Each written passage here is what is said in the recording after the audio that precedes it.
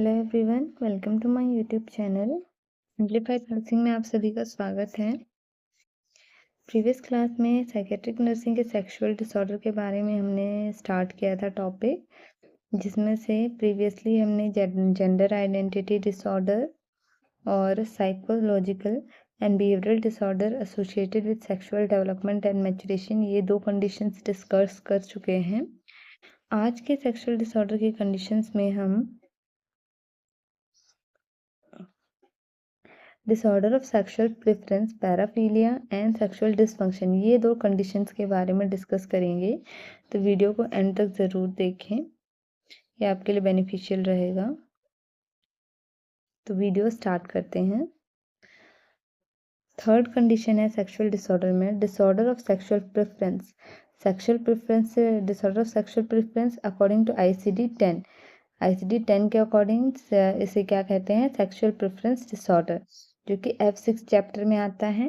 और पैराफीलिया DSM-5 classification के according इसे क्या कहा जाता है? पैराफीलिया। तो इन पैराफीलियाज sexual arousal occur persistently and significantly in response to objects which are not a part of normal sexual arousal. It means इसमें क्या बोल रहा है कि जो सेक्सुअल अराउजल है परसिस्टेंटली कंटिन्यू आता है। सेक्सुअल अराउजल कंस्टेंटली पेशेंट में प्रेजेंट रहता है, बट किसके थ्रू रहेगा? इन रिस्पॉन्स टू ऑब्जेक्ट, किसी ऑब्जेक्ट को लेकर पर्सन को सेक्सुअल अराउजल रहेगा, जो कि एक नॉर्मल सेक्सुअल अराउजल नहीं होता। इसलिए ये किस में आता है? Not a part of normal sexual arousal. तो इसीलिए किस में आता है? नॉर्मल कंडीशन में। इसीलिए इसको डिसऑर्डर ऑफ सेक्सुअल प्रेफरेंस कहते हैं। दिस डिसऑर्डर इंक्लूड्स, इस डिसऑर्डर में क्या क्या चीज़ें इंक्लूड हैं? वन बाय वन हम सारी चीज़ों को देखेंगे। फर्स्ट है आपका फैटिसिज्म। फैटिसिज्म में क्या होता है? फैटिसिज्म में sexual arousal occur with non living object. इसमें क्या होता है? जो सेक्सुअल अराउजल है, जो भी पर्सन है, मेल फीमेल जो भी है, इसमें क्या रहेगा? जो सेक्सुअल अराउजल रहेगा वो किसके रिलेटेड, किससे अकर होगा? पर्सन में किस चीज़ को लेकर सेक्सुअल अराउजल आएगा? Non living object. Non living object के थ्रू उनको सेक्सुअल अराउजल होगा। और ये नॉन लिविंग ऑब्जेक्ट किससे रिलेटेड रहेगा? ह्यूमन बॉडी से। ह्यूमन बॉडी से रिलेटेड रहेगा। तो इसमें क्या क्या चीज़ें इंक्लूड हो जाएंगी?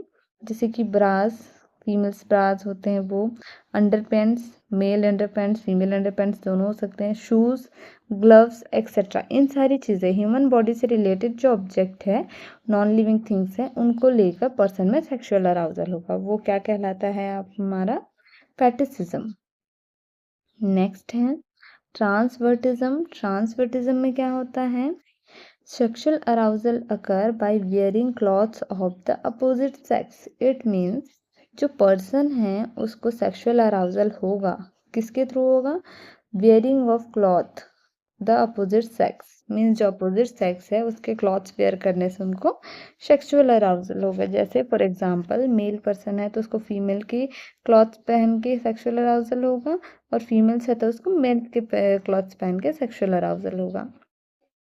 थर्ड है सेक्सुअल सैडिज्म।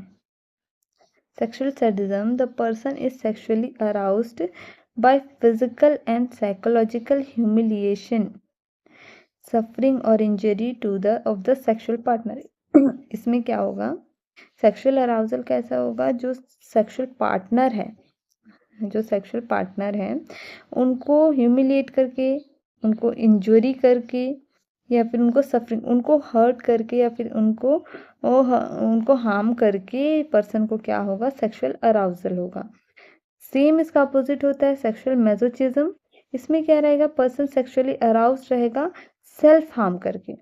सेल्फ को, जो सेक्सुअल पार्टनर है उसके थ्रू सेल्फ को ह्यूमिलेट करके, इंजर करके पर्सन को क्या होगा?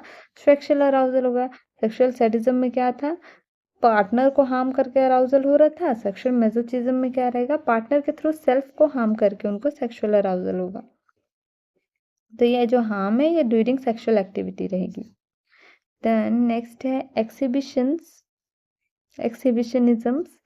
In this, the person is sexually aroused by the exposure of one's genitalia to an unsuspected stranger. Means इसमें क्या रहेगा, पर्सन को सेक्सुअल अराउजल कैसे होगा, अपने ऑन्स जेनाइटेलिया जो भी जेनाइटल ऑर्गन्स हैं उसको एक्सपोज करके, किसी भी स्ट्रेंजर्स के सामने वो एक्सपोज करके अपने ऑन जेनाइटेलिया को सेक्सुअल अराउज्ड होगा।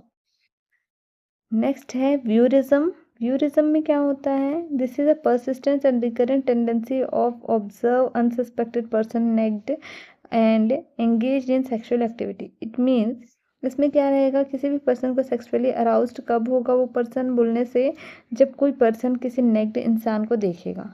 जिस पर्सन को सेक्सुअली अराउजल हो रहा है उसका अराउजल कब होगा, जब वो किसी पर्सन को नेक्ड देखेगा या फिर किसी पर्सन को सेक्सुअल एक्टिविटी करते हुए देखेगा। इस कंडीशन में उस पर्सन को जो देख रहा है उसे सेक्सुअल अराउजल होगा। नेक्स्ट है फ्रोटरिज्म। फ्रोटरिज्म में क्या होगा, दिस इज द परसिस्टेंट और recurrent involvement in the act of touching and rubbing against unsuspected non consenting person. इसमें क्या रहेगा, जो पर्सन है उसको सेक्सुअल अराउज कैसा होगा, ये कह सकते हैं हम कि जो पर्सन है वो किसी अदर पर्सन, अपने सेक्सुअल पार्टनर, इसमें पार्टनर नहीं रहेगा, इसमें कोई भी स्ट्रेंजर अनसस्पेक्टिंग पर्सन के सेक्सुअल ऑर्गन को टच करके, रब करके, without taking their consent, person को क्या होगा, सेक्सुअल अराउज होगा। जबरदस्ती जो चीज़ें होती है ना, जबरदस्ती किसी को टच करना, किसी के सेक्सुअल पार्ट को रब करना without taking their consent, like that things अगर हो रही है, तो इस तरीके से अगर कोई पर्सन सेक्सुअली अराउज हो रहा है तो वो किस में आ जाएगा, फ्रोटरिज्म में आ जाएगा। देन पीडोफीलिया, इसमें क्या रहेगा, characterise by persistent and recurrent involvement of adult in sexual activity with pre pubertal children. Means ऐसे पर्सन्स के साथ सेक्सुअली एक्टिव होना जिसकी पुबर्टी भी नहीं हुई है, प्री पुबर्टल जो चिल्ड्रंस हैं उनके साथ सेक्सुअल एक्टिविटी करना पीडोफीलिया कहलाता है। जूफीलिया वर्ड से ही समझ आ रहा है, जू means animal, philia means sexual activity, तो एनिमल्स के साथ सेक्सुअल एक्टिविटी इन्वॉल्व करना। देन अदर पैराफिलियस में है हमारे आ जाएंगे, इसमें है sexual arousal occurs with urine, faeces, animals को भी देख के सेक्सुअल अराउजल होता है। तो ये थे सारे पैराफिलियस के टाइप्स जो इसमें इंक्लूड होते हैं। नेक्स्ट हम देखते हैं पैराफिलिया का मैनेजमेंट, ट्रीटमेंट क्या होता है। बिहेवियरल थेरेपी देते हैं, अवर्शन थेरेपी आता है इसमें, साइको एनालिसिस थेरेपी देते हैं, ड्रग थेरेपी में मोस्टली हम एंटीसाइकोटिक ड्रग्स मेंशन करते हैं। यूज फॉर सीवियर एग्रेशन, मान लो सेक्सुअल अराउजल बहुत ही एग्रेसिवली है एसोसिएटेड विद पैराफिलिया, तो उस सिचुएशन पे हम antipsychotic medication as a drug therapy use करते हैं। नेक्स्ट है सेक्सुअल डिसफंक्शन। हमारा जो फोर्थ कंडीशन है सेक्सुअल डिसऑर्डर का वो है सेक्सुअल डिसफंक्शन। इसमें देखते हैं, sexual dysfunction is a significant disturbance in the sexual response cycle. जो सेक्सुअल रिस्पॉन्स साइकिल होता है उसमें अगर डिस्टर्बेंस हो जाए जो कि कोई अंडर ऑर्गेनिक कॉज नहीं है, नॉन ऑर्गेनिक कॉज की वजह से अगर सेक्सुअल रिस्पॉन्स साइकिल है उसमें अगर डिस्टर्बेंस आ जाता है तो वो आपका कहलाता है sexual dysfunction. Common sexual dysfunctions क्या क्या हैं, तो फर्स्ट है frigidity, absence of desire for sexual activity. किसी पर्सन में अगर सेक्सुअल एक्टिविटी को लेकर कोई डिजायर ही नहीं है, एब्सेंस है, तो वो क्या कहलाएगा, frigidity. Impotence means this disorder is characterized by inability to have a sustained penile erection till the completion of satisfactory sexual activity. It means इसमें क्या रहेगा, जो भी मेल पार्टनर है वो अपने जो पेनाइल इरेक्शन है उसको ज़्यादा टाइम तक सेटिस्फैक्ट्री सेक्सुअल एक्टिविटी होते तक, कंप्लीशन तक वो सस्टेन नहीं कर पाएगा। देन नेक्स्ट है इसमें premature ejaculation before the completion of satisfactory sexual activity for both partners में satisfactory sexual activity completion से पहले ejaculate कर जाना premature ejaculation कहलाता है। नेक्स्ट है नॉन ऑर्गेनिक वेजिनिज्मस। तो नॉन ऑर्गेनिक वेजिनिज्मस क्या होता है, an involuntary spasm of lower 1/3 of the vagina interfere with coitus. Coitus means होता है सेक्सुअल एक्टिविटी, तो इंटरकोर्स के टाइम पे अगर इनवॉलेंटरी स्पाज्म हो रहा है लोअर 1/3 ऑफ वेजाइना में और जो कि आपकी कोइटस को इंटरफेयर कर रहा है तो वो आपका कहलाएगा non organic vaginismus. Then next है non organic dyspareunia, pain in the genital area of either male और female during coitus, during intercourse अगर मेल के में या फीमेल के में किसी के में भी पेन हो रहा है जेनिटल एरिया पे, तो वो नॉन ऑर्गेनिक डिस्पैरेयूनिया कहलाता है। इसका ट्रीटमेंट देख लेते हैं हम। ट्रीटमेंट है psychoanalysis therapy, hypnosis, group psychotherapy and behavioural psychotherapy. तो that's all about the sexual dysfunctions और सेक्सुअल डिसऑर्डर्स। आई होप ये वीडियो आपको पसंद आई हो, तो चैनल को लाइक शेयर सब्सक्राइब करना ना भूलिए, ताकि ऐसे ही साइकेट्रिक नर्सिंग के और नए डिसऑर्डर्स के बारे में आपको नोटिफिकेशंस मिलते रहे। तब तक के लिए थैंक यू, और चैनल पे बने रहें।